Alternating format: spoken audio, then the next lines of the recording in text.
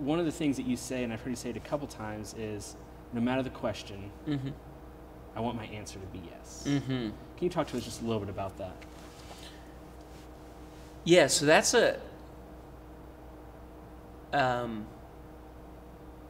the more that you come to know Jesus and actually believe that everything that he has for you is the best possible thing for your life. If you believe that in your heart in a deep way, you would be an insane person to say no when God asks you or invites you into something. The only reason we would ever tell God no is because we loved something else more, or because we were afraid that he wouldn't come through for us. So if you really do believe that Jesus loves me, he loves Steve living at this moment on the planet, he knows my name, everything that he has for me is good, and he will never leave me, then there's no reason to love anything else more than him. And there's no reason to be afraid that he's going to leave me hanging in life. So the only thing that makes any sense, if you believe that, is when God asks for anything or invites us into anything, is to say yes. And anytime God asks for something and you go, I don't want to give that even, I don't want to do that at all, Lord.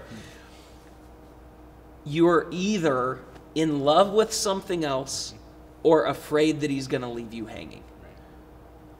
And one of my favorite authors is a guy named Brennan Manning. And he wrote this book about having ruthless trust for God. That you will not let anything get in the way of your trusting that I know what God is like, and he's good. He's love. I know that God's never going to leave me or forsake me, so the only sane thing that I can do is say yes. Right. And anytime I feel like saying no, it's because something insane has happened inside of me. And then I just get to go, you know what? I'm not gonna act like that's not happening. I'm just going to remind myself it's insane. Right. Saying no to God would be insane. So will it cost something? Every time. But he's paid a lot more than I'll ever pay to make this relationship work. Right.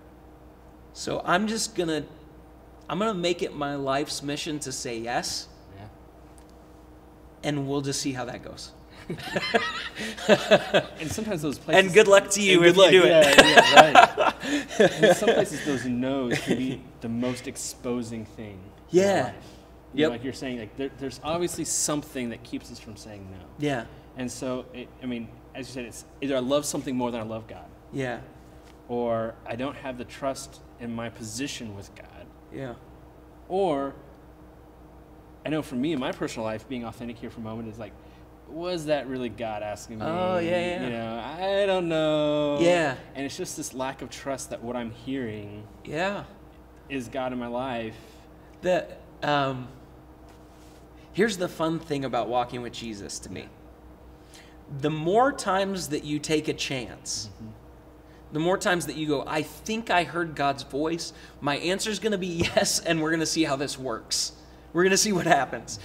The more times you take a chance and then you see that God was actually the one speaking, the more you hear his voice and know it in an intimate way, and the less you have to go, I don't think that was God, but I doubt it was God.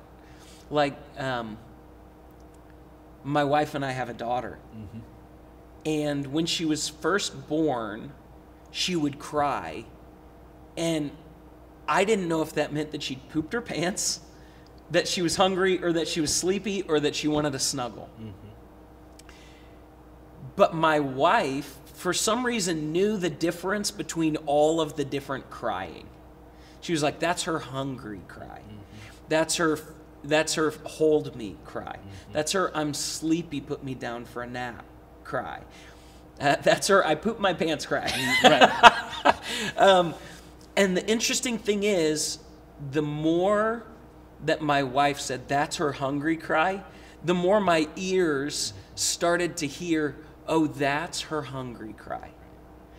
And then the more that she would say, that's her I'm tired cry, the more my ears started to hear her, that, oh, I'm tired. Like, that's her I'm tired cry.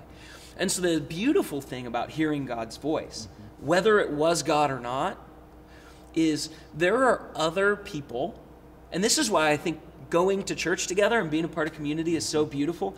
There are these other people who have said, you know what, my answer to Jesus is always going to be yes. And you can gather with those people, and their ears have learned to hear Jesus' voice too.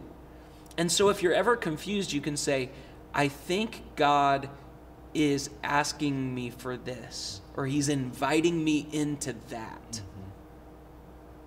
Do you think that? Do you think that's what God's doing?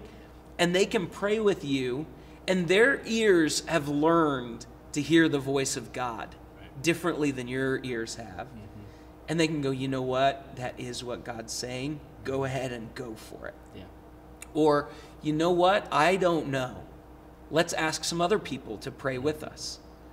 And then eventually, someone in the community of Jesus-following people will go, yeah, that's his voice. Or, no, that's not his voice. Right.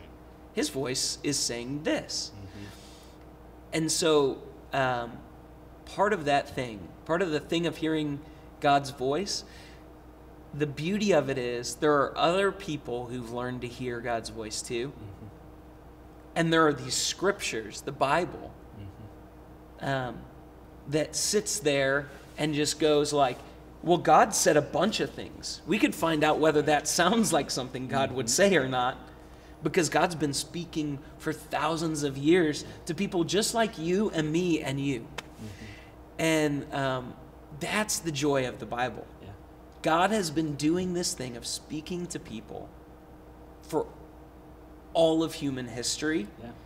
And some people wrote down what happened when God stepped in and started speaking. And we get to read and know their story, and their story gets to become our story. And then we get to gather in a church full of people and go, my answer for Jesus is yes, help me. Right. Help me figure out what that means for my life. Right. And we're not alone. Right. We're not alone because we belong to a family that's gone back thousands and thousands of years of people following Jesus, and we're not alone because we're here in this room, at this place, at this time together, and we can be in it together. Yeah. Come what may.